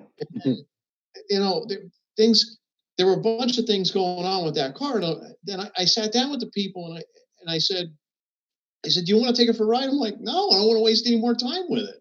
I drove 2 hours to Philly to look at this car. It's supposed to be certified pre-owned. Philly. and it looks like crap. What's going on? Well, we're sorry we didn't have it standing tall for you. I said, that's not what the point is. It's supposed to be a certified pre-owned car. It's supposed to meet specific standards. In fact, with my car, the one that I bought, you're supposed to have a minimum of 5 millimeters of tread depth. 2 of those tires had 4 millimeters because I brought a tread depth gauge with me. What? And I said, Only you. Yeah, pull a Vaseline on you. Yeah. Me too. I did it. these do not pass CPO required tire depth. And they knock some money off of it. I mean, I knew I was already going to go with different tires anyway, but they knocked a couple $100 off the car simply because they screwed up. So they will certify anything. Don't trust that. That's all I got to say. Don't trust Yeah. that. I did the Don't same. do it with 1 millimeter. Well, I know who's going with me when I buy my Lamborghini. I know who's going to ride with me to the dealership. I know who. No. What you need to do, honestly, this is what I'm going to do from now on. I'm not going to buy a car unless Pat buys it first. Because then I have my certified mechanic at all times, to make videos on it. Nah, I'm a YouTube certified mechanic. I want Sean. I want Sean/Shane to buy it first. Yeah, there you go. You just gotta have Pat do your PDI, whatever they call it. Your PPI. PPI, Purchase inspection. Pre-delivery. PDI. Thank you. Yeah, pre-delivery, but pre-purchase inspection. I'd be the guy for that. Yeah. I did the same thing, Pat. Because BMWs with their run flats, I think it ends up being like $2,000 just to replace 4 tires. Right. So I did the same thing, and I got $2,000 off my car because of it, and I got another $1,000 off because they don't come with run flats, which is nice. At least in the States. In Europe, they may. Tony, you had a question? Oh, sorry. I was just going to say, and I agree with Eric. There are a lot of myths out there and horror stories about maintenance on some of these exotics, but there is one factor that I think is just pure economics, and it's the production volumes. I mean, I think one thing when you look at Corvettes or Hellcats, things that are built in larger volumes, there's just more parts out there. So if you do have an issue, you're going to be able to find stuff and it won't be as expensive. A big part of why exotics are so hard to maintain, so expensive, is just because there weren't a lot of them made in the first place. And there's not a lot of parts availability. So you end up getting killed on that. Yeah. But again, it's all economics. I do agree with you, Eric. Once you get into that 100+ range, you have to really factor in how well this stuff's going to hold value and et cetera. And hey, I love Corvettes, but let's be honest, they make so many of them that over time, those values are going to continue to go down. Whereas in much more limited production run cars, they're going to hold steadier. So you really have to, and that's one reason I've only been willing to go so high on something called the Corvette for those reasons. Yeah, and that $100,000 Corvette, that $100,000 red eye wide body, I just can't put $100,000 into a car that looks just like any other car that you see down the road. Yes, we know Hellcat badge, the Demon badge. Yes, we know that. And I'm not buying cars for other people's sake. No, I'm not. But for me, when I look outside, I see a Dodge Challenger. I see a Corvette. And to me, a Corvette is that 60, 70, $80,000 range. And in my mind, the light switch doesn't turn on at 100 until we're talking about a supercar, maybe a 911, something that's a supercar. Now we're talking 6 figures. At least just in my mind, I would feel more comfortable driving a 6-figure supercar. I know it's 6 figures. You know it's 6 figures. Everybody at the bank knows it's 6 figures. Everybody at McDonald's, when I go through the drive-through, they know that is a bad car. But if I come up with $100,000 wide-eye red-eye Hellcat, that happened the other day. I was driving with my dad, and a Demon passed, and I knew exactly what it was, and I was flipping out, and he's like, was that a 4-cylinder Charger or Challenger? I'm like, no. I mean, he's got a point. It wasn't, but I mean, it's the same thing. And then you have these people who buy like a V6 Mustang, or like if there was a guy in a V6 Camaro in front of me and he was trying to hang with this Z06 and then my car. As a former Camaro guy, I hate V6 Camaro. Same. And I'm not even a former one. It's like an imposter. It's like somebody that comes to a military retirement ceremony in uniform and they never served. It's an imposter. What is he doing here with the uniform on? When I see that V6 Camaro, and I'm just like, it's not the same. Because my mom was quick to say, "Oh, he has the same car as you." Mom, no, he doesn't. Yeah. He does not have this V8. No, and she don't understand that. And that's kind of maybe I am worried about what other people think. I don't know. I just don't want to spend $100,000 on a standard car. Same thing. That's a valid concern. Years ago, in 99, my uncle bought a Trans Am WS6. That was big bore, blah blah blah. Same motor as the Corvette, the whole soup to nuts, big hood scoop, big wing, blah blah blah blah blah. But like you're saying, unless you knew, okay, that looks like the Camaro down the block, the Firebird down the block, nobody cared. And yet it was in 99, it was another 15 grand for that package. It wasn't just like a quick, easy spin. So sometimes a picture is worth 1,000 words. You look at Dan's car. You look at Dan's car, and people say, "Oh, Dan's got an i8," and then it's like, "Oh no, it's just the 3 Series." Well, I mean, that happens all the time. I had a friend of mine. He's like, "Oh yeah, you should check out my other friend. He got the same car as you." I look, it's a 320i, which is a little 4-cylinder detuned. I think it has a turbo. I don't know. And then I have my tuned 335, 0 to 60, 3.86 seconds. I'm like, okay. Like, okay, all right. Yeah. Look at two let's things. Pin Tony up here. Yeah. Yeah. Sometimes a picture is worth 1,000 words. So I get how much the cars cost, but when you look at how they perform, in Willow Springs, you had to go up to the $1 million Porsche 918 to beat it, to beat the Z06 Auto with the Z07, and then you see where the Huracans and things fall below that. And again, that to me has been the thing that always, attracted me to what Chevy can do there, because you can spend a fraction of the money. But I get I get your guys' other points. When you're on the road, people still see it just the way Eric does. You're talking 80,000, 90,000, right? Corvette. Only true car fanatics are going to care about that picture I got behind me. That's the same thing. Thank you for dropping that picture, bro. Like that kind of gave a visualization to some of my thoughts.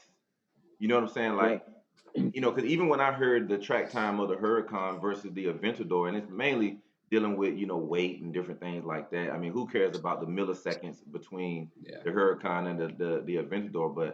But yeah, those are super cars on that screen that you have right there. Those are super cars. So while we have that screen up, I think we should all go through the round table, looking at those cars. Doesn't matter what it's costing you. If you got to pick one car on that list, what car are you taking home? Eric, go. Aventador. Okay. Does that say 650S? How you gotta see it? I made it big. I made it full size. Is that 650S Spider for the McLaren? Yeah. Yeah. I don't know. I'm kind of between. And is that an AMG GTR or GTS? It's an S. It's a GTS. Okay, then I would probably go 650 Spider. Although the 918, I mean, come on, guys. Even I would go the 918. I'm not crazy. Yeah. What other? See it. Yeah, I'd probably go 918. I guess. Pat, what are you picking? Honestly, I think I'd pick the 911 Turbo S for 2 reasons. First, I've only ever heard good things about them, and I want to experience it. But second, the car's a little bit slower, so I know that I don't have to worry about losing control and then losing a lot of money. Becca. Well, you picked the one I was gonna pick. Really? Yeah. What's your reason? I mean, you can do a lot with it. Like, look at what Randy's done with his, and like that thing is the fastest car out of all his cars. Like, hands down, that Turbo S is the fastest thing he has, and he said that. And it's a good bit cheaper to make it that way compared to some of the other cars. So that car felt like it pushed my organs into my spine from a dig, and I've never felt that in a car before. It's so fun. I love that car. Fran could work on it too for you, Pat. I was gonna say the 918, and I think it's an incredibly gorgeous car, and I think they're quick. But again, hearing the thought process that me myself am I comfortable with the speeds, the clutch. I would have to go with the GTR Nismo. Yeah. There's a lot of build out. They sound good. They're comfortable. They do everything they're supposed to do, and it's still at a respectable price point. Yeah, the scary thing about the 918 Spider is from what I've seen, or the 918, from what I've seen, the clutch, it just, you can't get used to it. No, that's the Carrera GT. Oh, yeah, my bad. But wait, so that one didn't come in a manual, the 918? No, the 918 is a strictly automatic car. Oh, I got to mix up. My bad. Whoa. I have two comments I want to make. Dan, sorry, I quickly like talked over you last time when you were talking about getting a deal on the, saving $2,000 in a run flats. That's smart. If your tires are worn out, you definitely want to. The biggest thing for buying BMW is that's your bargaining chip. If the tires are even show a little wear, everyone knows they're expensive. I didn't put run flats on. I instantly went and got I forget what I got, Michelin's, non-run flats for $200 a tire. But you can chip that price down. I mean, same thing. I had an oil leak, and I told them, I'm like, this is going to cost $1,000 at the dealership to fix. I fixed it for $50. Right, exactly. But And my second thing was a question on my chat was, Soto, do you have any mods coming for the Mercedes? Evan's been talking about doing some things. I mean, it's his car, so he's about to take a Sawzall to his mufflers. His first. It's gonna sound nice. And 6 cylinders, yeah. He's looking at a ECU, a modded ECU, since you can't do not like the BMWs. We have Beamer code or boot mod. You need to buy a whole new ECU. So he's looking at one of those. But he did have an intake. He took it out and went back to factory. What? Yeah. Did it throw code? No. He said it performed better.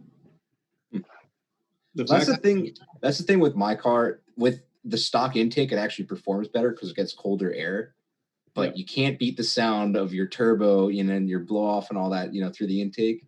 Can't beat it. Yeah. He's more concerned about cosmetics right now. He wants to get a new front bumper and cosmetic stuff he's looking at right now. That's next for me. And I also is he funding a lot of that there, Toto? What's that? Is he funding his build out? The YouTube views are. No, he's funding it. He works and whatever he can do, whatever he can afford, he pays for it. Nice. I want to say a big thank you. Got the Stick I8 plate. I know that Soto's got he's got his website there. Yeah, the Thick store. Yeah, he's got the Thick store. I know other people have merch and stuff like that too, but yeah, I got the Thick plate now. So I accidentally had this on the car too long and almost drove off with it. Are you speaking of which, Soto, are you going through like a third party who's making them and shipping them, or do you have this physical stock that you're shipping out to people? No, I have a buddy of mine who makes them that I buy. But you're still dealing with like the shipping and all that? Yeah, he'll ship them to me and then I'll ship them out. Got it. Yeah. Does he work? Is he imprisoned? How is he pressing his plates? No. He has his own shop, his own website. He sells on Amazon too. Yeah, every Friday he goes to the under the fence and they slip him under the prison fence. Yeah. Anybody lived? They're nice quality, aren't they? In the state? They are very nice, and the nice thing about it, I mean, it's not like the normal plate where you have like the ridge or anything like that. It's perfectly flat. So this is terrific. You can't mistake it from a regular plate. But at the same time, if you look at it straight on, it even looks like it has the ridge around the outside, where the Maryland plate would be. It looks like it has it, even though it's perfectly flat. So this is a display plate, and you don't accidentally throw this on your car. But I'm sure if you're going down the road, nobody would probably notice. So yeah. So if you're ever trying to evade the Mexican police, quick pull over, throw on your thick plates, and then there you go. Yeah, it's not me. It's Soto. Yeah, it's Soto. He has a problem. He just can't stop racing. Someone needs to mass produce like those old Knight Rider things where it like will flip. Yep. Amazon. Mythbusters tries doing it, but I'm looking for them. Can he do PA plates, Soto? What's that? Can he do Pennsylvania plates? Yeah, we do any state. no. might have a couple thick boys in Pennsylvania. Some Nevada ones.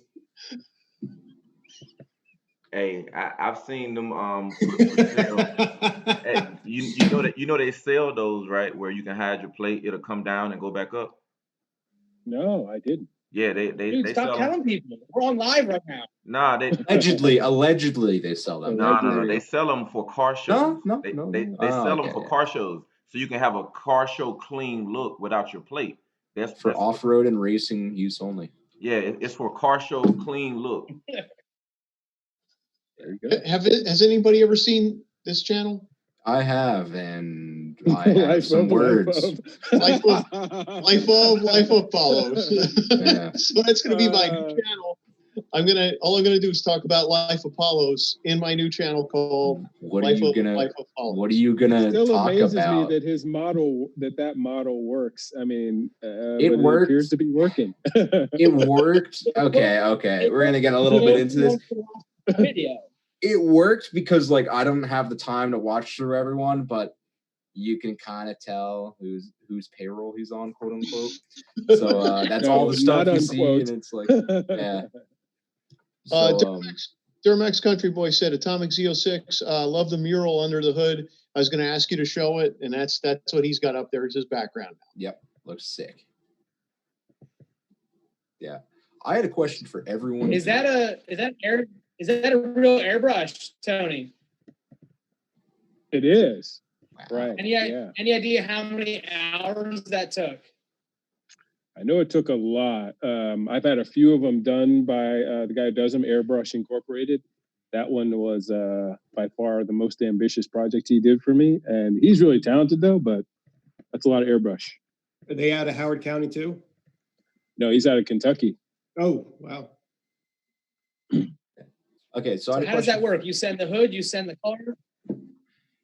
He does so many Corvettes. He actually stocks the underhood liners, and he has custom cases. So you order one from him, he'll send you your underhood liner in a case with a FedEx label that you just rip off, boom, send the case back to him. He's got a whole system. Wow. All right, so I was doing some browsing on Car Gurus the other night, and I came to the realization that I bought my car a year too soon, and I have lost, even if I didn't drive the car, I would have lost $4,000 because of this Corona stuff. So do you know how much your car has depreciated? My car right now, I bought it at $20,000. It's now worth about, it's hard to tell because in the United States, there's no Alpine white with the coral red interior at the moment. So I think it's worth about like 16. So I've lost more than what your car cost new, or what your car cost you originally. Yeah. Well, I mean, originally my car was 63. I won. What? I'm going to go last because I win. Okay. I think the value of mine actually went up because C8 production stopped. Yep. Look, hey Tony, that's what I'm on right now because most of us that know I8s that brand new, this is 150, and 5 years later they're going around under warranty with 20-some thousand miles, about 75,000. So it's about a 50% hit. But now they stopped making the I8. So one or two things are going to happen. It's going to probably stall or go up. They stop making the I8. So you may have a collector at this point, a collector's type car at some point. Yeah, I'm not talking from new because I mean my new, the BMWs depreciate. My new was 63K. I bought it for 20. I'm talking when you bought the car versus what it's worth now. So.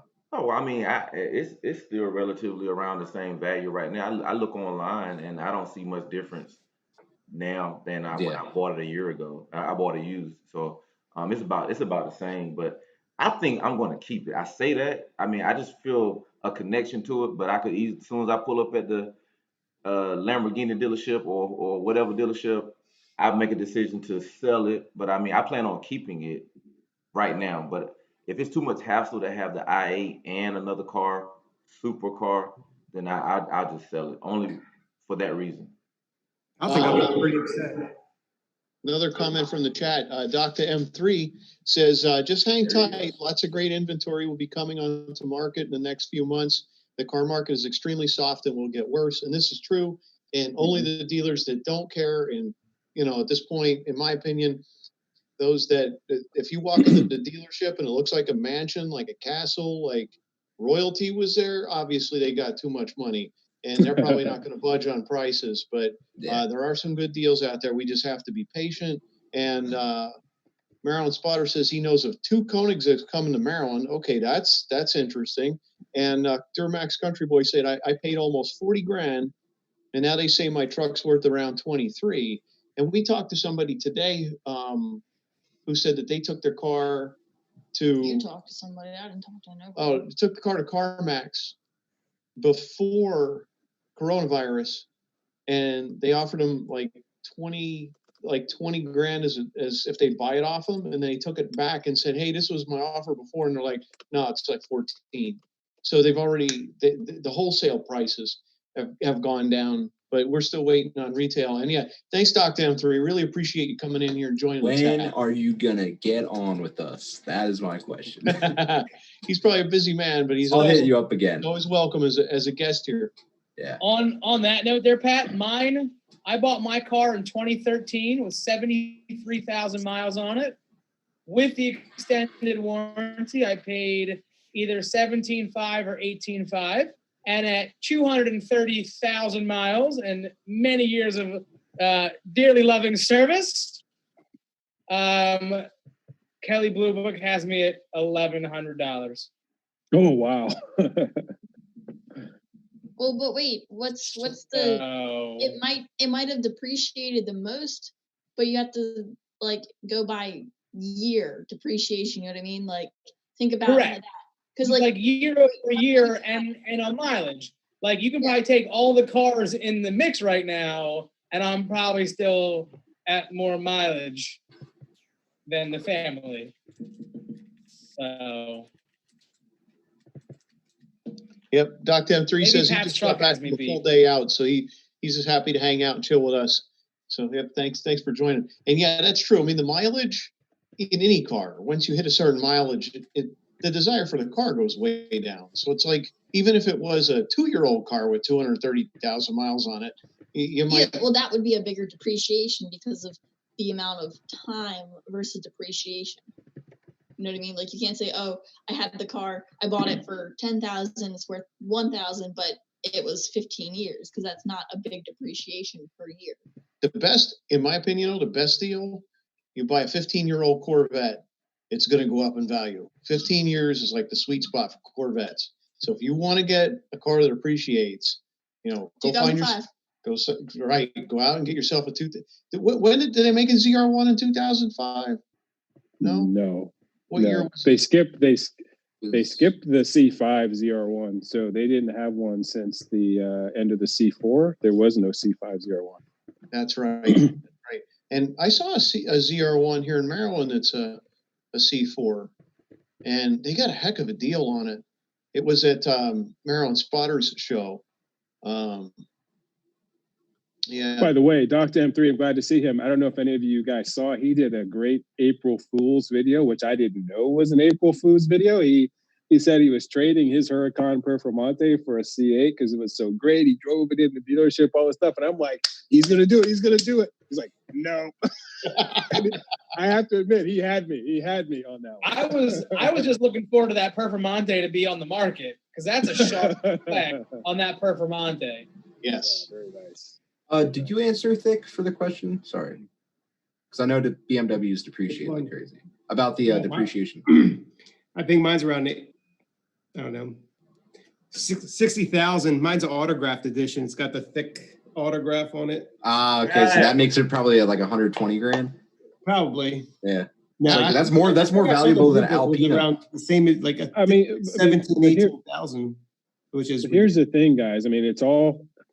Mileage has an impact, sure, but the biggest thing that contributes to a car's depreciation is how many of them were made, right? And that's why when you look at things like Ford GTs and other things, they just don't make a lot of them, so they're only going to depreciate a certain amount. Corvettes, for example, they make a ton of, right? BMWs, they make a ton of. I8 might be a different story, but there's so many cars out there. I mean, they're just going to continue to tank because there's. And to add on top of that, Tony, Rob Ferretti just did a video talking about like the brake calipers for his SLS McLaren new, they're 20 grand. But unless you have an SLS McLaren and you need brake calipers or brake rotors for it, they have no value to that. So you take that flooded market and you take okay, does somebody want what I have? Then what's it worth? So those two factors really. Hey, let me add to that whole depreciation thing real quick while it's sitting in my head. I've never traded a car in. I've been buying cars since I joined the military in 1992. I would buy a car, pay it off, keep it, give it away. Buy another car, keep it. I'll take the i8. No, I'm just saying, like, I just never been into, like, I was always afraid to be upside down and trading cars in. I would buy a car and just keep it. And like my 350Z, I got in a car accident. That's the only reason that I don't have that. And then my Camaro, I kept it while I had my i8. And I told y'all my driveway is too small, so I ended up, selling it for $5,000 to my dad just to move it out the driveway. So when I buy a car, I'm almost really not concerned with depreciation because my life story is buying cars and keeping them. So I don't really, have too much concern about depreciation. In my And that's valid. Yeah, if you're never going to be subjected to the market value of it, enjoy it. Right. And I would never recommend trading in a car to anyone. No. I mean, you try to sell it out. Bro, personal, for sale by owner, don't ever trade it in. Try to sell it straight out. Craigslist. Yeah, I agree with you 1,000% because I think I might have told y'all we had bought a 2019 4Runner and paid cash for it. Right? Got a great deal on it. But we got the Lexus 6 months later, and we still took a $5,000 hit on the value of what we bought it for and what the Lexus dealership gave us for. We lost $5,000 in that. In 6 months time frame, it lost $5,000 in value once we drove off the lot. My Escalade that we still have it. We're gonna sell it, but I'm just keeping it because it's paid off and we don't need to sell it. And it's good because it's bigger than the Range Rover. It fits us better. But the dealership, I took it to CarMax. They were going to give us $7,000 for it. And I saw online the same mileage, same, on Kelley Blue Book, same mileage, same condition. Dealerships were selling for $16,000, $17,000. Yeah, they was going to get you. I mean, if I could sell it straight out for, even $15,000, why should I trade it in? No. Yeah. CarMax and Car Sense and all them, they always rip you off. Taxes is the only reason, yes. I guess. And that's actually what my dad did. He had a Toyota Highlander, which was great, but it wasn't big enough for the big work trips, and it got not good enough mileage. So what he did is he traded that in and then bought a Chevy Suburban and a Lexus, some little car that gets good mileage at the same time. And it was actually more efficient to do that. Yes, the car was a couple thousand cheaper, but with the taxes stuff, it really helped out. Well, and the other way around that one, Tony, is like if you know that you want to unload your vet and you want to sell it to me, you can sometimes do a courtesy trade at the dealership where you get to funnel that tax credit through. And a lot of people don't realize that there's magic like that you can manipulate the numbers in a fully legal way. You get the benefit of a wholesale value customer to customer for the car, and you get the tax, and I get the great price on my buy, and you get a good price on your buy. And you just have to have a cool dealer. Yeah. Or a Maryland or a Montana plate. Or a what? Would you say, Pat? Or a Montana plate. Even Montana plates are getting dicey, though. They're starting to crack down on that, too. I need a thick i8 in a Montana plate. That can happen. Pat, you have me thinking, how much shorter is Randy's car than yours? So a lot. So I did have a picture. I did want to share it because I took it straight on. Let me just pull it up real quick. It's easier if I step out of the photo. Yeah, it is a lot shorter because it's only 41 inches tall. I think, yeah, here it is. It was a close-up. Cars, the only world where it's better to be shorter.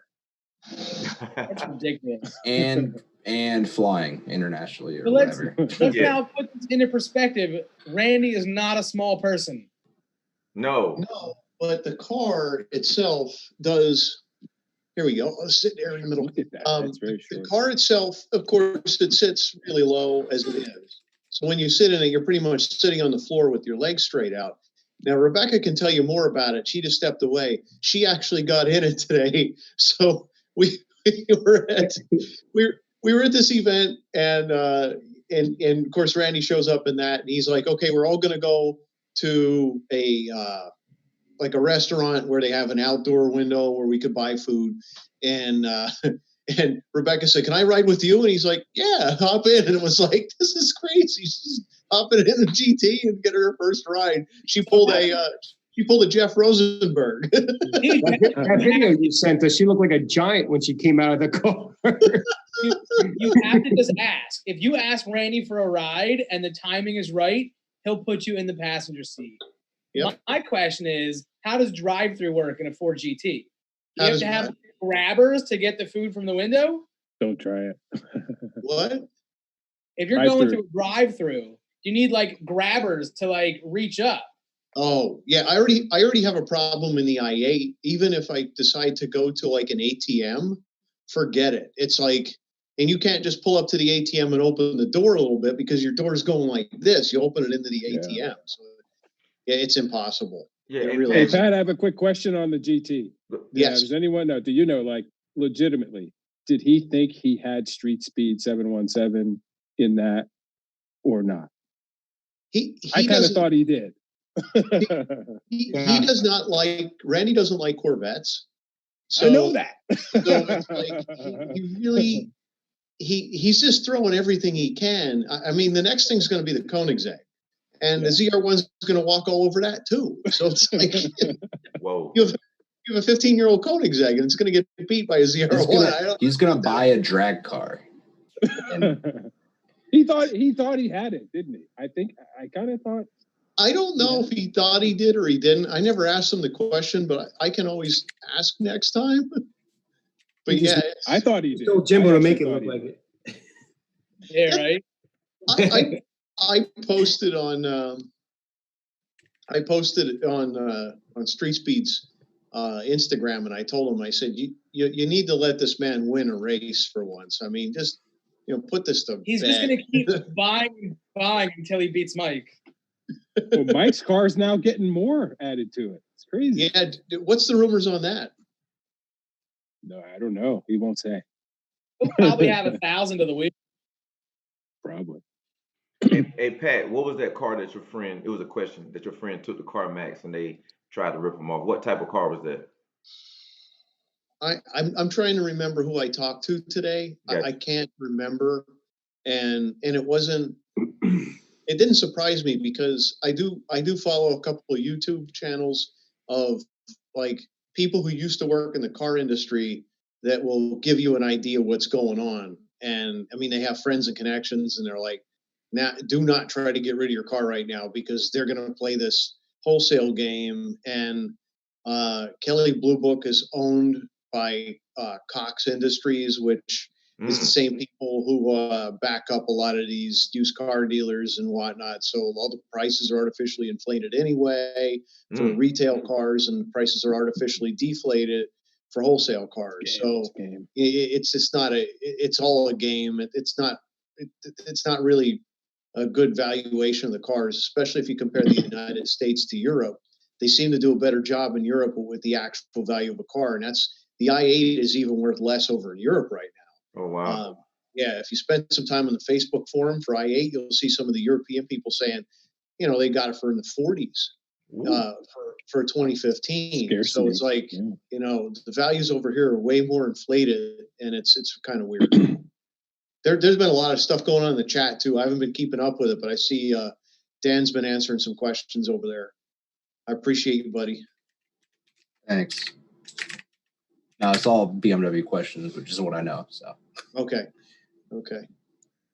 Yeah, we're getting close to 11 o'clock. Usually we try to wrap it up by 11 o'clock. Yeah. So yeah, if y'all want to go around the horn one more time, and you got anything else you're desperate to bring up before we close this thing out for tonight? I'm still waiting to hear what happened with the police. Oh, Yeah, right. Okay. there you go. Okay. So, anybody who's followed my Instagram today would have seen, and it's i8.pat on my Instagram. So if you did follow my Instagram page, I went to a socially distanced Cars and Coffee outside of Chambersburg, Pennsylvania. Chambersburg is one of the towns in Pennsylvania that said, we're going to keep businesses open. We're not going to fight people. It's like, so right now there's a lot of people out and about doing a lot of things. So it's not uncommon to see large crowds of people. So when we did get to the restaurant, there were some folks doing some burnouts and things, and some specific savages. Yeah. Well, it wasn't just them. It was a bunch of different people who just show up and do a couple smoke shows. So once, of course, somebody in the public made a phone call, the state police showed up and parked a little bit down from there. And eventually they came over and they said, we know you guys are having fun. We need to get a phone call. We don't want too much going on. Be careful. We enjoy yourselves, maintain good distance, and we'll leave you alone. But when they saw, really thick. Is that a mullet? Oh, on that guy? This is the GT. Some rubber. So you see, there's like people over here, and there's people there, and there's a lot of people over this way. Like, of course, somebody called and say, this isn't really a safe space for this, which it's a middle of the road. But yeah, the police could come over. And it's amazing what kind of donuts he can do in such a tight space. Yeah, that's the Ford GT. And that he doesn't hit Jimbo.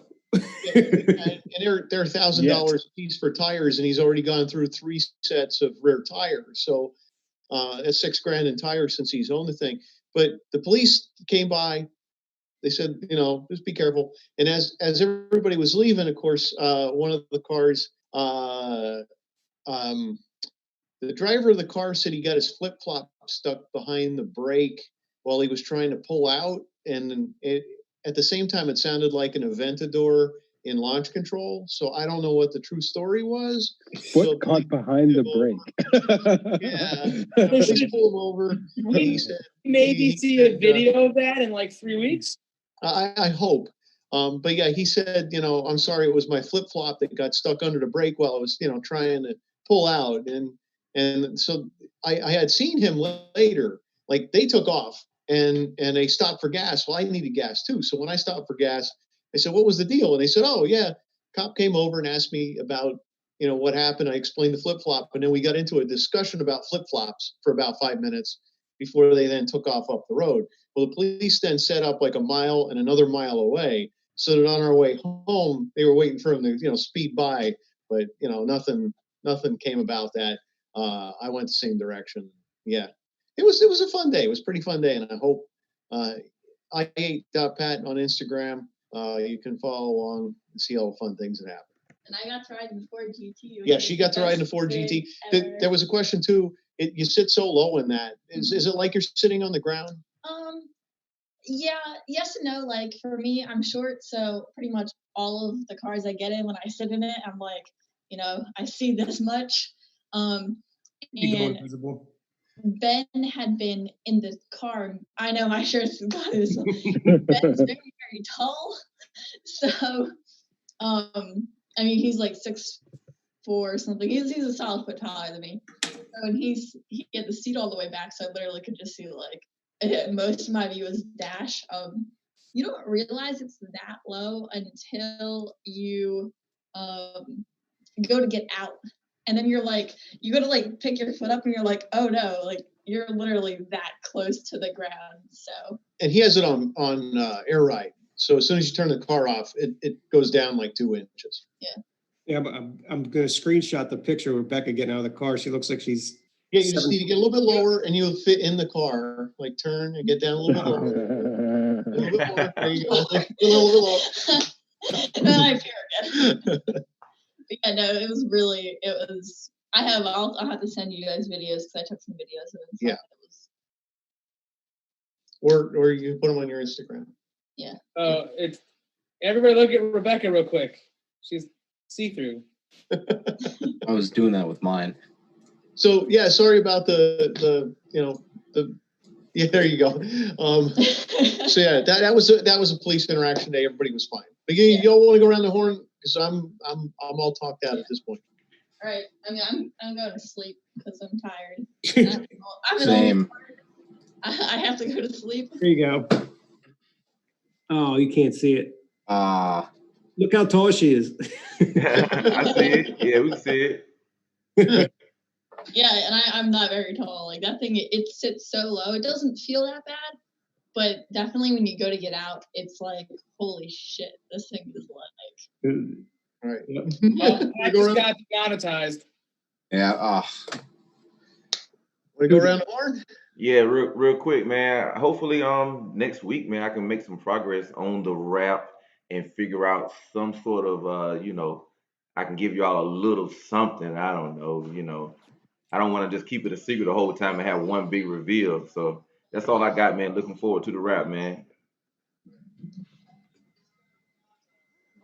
I have all I got. What's up? It's delay. A new computer, so I don't have to delay. I think I heard computer no lag. Okay, good. Phone cannon. A phone.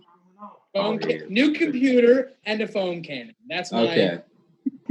Spending money. Shut up, Pat. Yeah, I have a leak in the basement to fix because it started again, and there's another inch of water down there. So, yeah. Me, I'm just doing the paint correction this week. We're just talking about this week, right? Yeah. Yeah, just the paint correction and get that front bumper looking pretty. And Tony? Yeah, I owe part 3 of my C7 versus C6 Z06 comparison series. And because I modified my C6 so much, I had to go to the forums and I got a bunch of inputs. I'm going to be putting that all together and coming up with the verdict on the final comparisons. Okay. Very good. Tony, thanks for coming out and being a guest. Hey, thanks for having me. Yeah. It was good talking Chevy. Yeah, it was good to talk Chevy, and it was good to just get a chance. I mean, you're normal. You're in here to chat a lot, and I know that you also have a lot to offer. So it's been a pleasure having you be a part of this. And I am going to, for me, I don't know what I'm going to do because I'm tired of working on cars. But I think it's going to be it's been 3 weeks. 3 weeks, another been working on cars. But I think I have a new project right now that I'm going to be tearing apart an intake muffler. I have a salvage piece. It's an intake muffler for the i8, and I want to it's like a glass pack. So I want to take the fiberglass out of it and just make it a straight pipe tube and see if I can get any louder turbo noise out of the i8. So we'll see what happens. You could just pump in a different soundtrack into the speakers. Yeah, the ice cream truck sound. Yeah, anyway, there you go. Thank you all for joining tonight, and thank you for our audience for keeping tabs on us. We're looking forward to coming back next week, 9 o'clock Saturday night, and probably we'll go ahead and do this live stream simulcast once again. So thank you all. Have a good night, everybody. Good to see you guys. Thanks for watching. Good night. Stick around, Tony. Yeah, hold on for a second, Tony. Okay, I'm done with the live.